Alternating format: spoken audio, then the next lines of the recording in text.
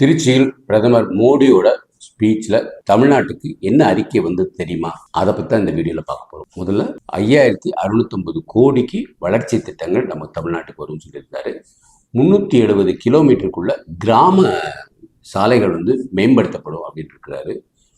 இது இல்லாமல் பெண்கள் பாதுகாப்பு ரொம்ப ரொம்ப கவனம் கொடுப்போம், அது திமுகவோட சிறப்பாகவே நம்ம பண்ணுவோம் அப்படிங்கிறது தெளிவுபடுத்தியிருக்கிறாரு. தமிழ்நாட்டோட வளர்ச்சி இந்தியாவோட வளர்ச்சி அதை உறுதிப்படுத்தியிருக்கிறார். அதனால தமிழ்நாடு மோடியோட முக்கியமான ஒரு வளர்ச்சி திட்டத்துக்குள்ள கொண்டு வந்துருவேன் அப்படிங்கிறது உறுதி கொடுத்திருக்கிறாரு. இது இல்லாம திமுக ஒரு அடிமை கட்சி, ஒரு குடும்ப கட்சி அப்படிங்கிறது அதை விரட்டி அடிக்கணுங்கிறது உறுதியாக சொல்லியிருக்காரு. குடும்ப கட்சின்னா அப்படிதான் இருக்குங்க. ஏன் இப்போ ஈரான்ல நடக்கிற வார் பார்த்தீங்களா, அது 47 வருஷமா குடும்ப கட்சியாவே இருந்துட்டு இருக்கு.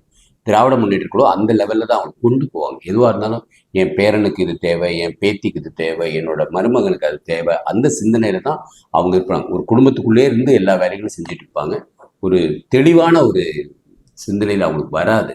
அதனால அது கட்டாயம் விரட்டணும் அப்படின்னு சொல்லியிருக்காரு. உண்மைதான். ஏன்னா காங்கிரஸ் என்னென்ன கொடுமைகள் பண்ணாங்க நமக்கு எல்லாருக்குமே தெரியும். அதனால இன்னும் ராகுல் காந்தி திணறாரு. அங்கே யாரும் அவங்க திரும்பி பார்க்க மாட்டாரு. அதனால ஒரு அவமானப்பட்டு தான் இருக்கிறாரு. நமக்கு உதயநிதி அடுத்து அவமானப்படணுமா? அதனால திராவிட கட்சிகளை நம்ம புறக்கணிச்சுட்டு அவங்க பாட்டுக்கு அந்த பக்கம் இருந்துட்டு போட்டோம். தேசிய ஜனநாயக கூட்டணியோ இல்லை சீமான் கட்சியோ இல்லை விஜய் கட்சியோ கூட ஆதரிக்கிறது தப்பு கிடையாது.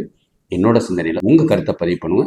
அந்த கருத்து ரொம்ப முக்கியம். மற்றவங்களும் அதில் அவங்களோட கருத்தை பதிவு பண்ணுறதுல ஒரு ஊன்றுகோலாக இருக்கும்.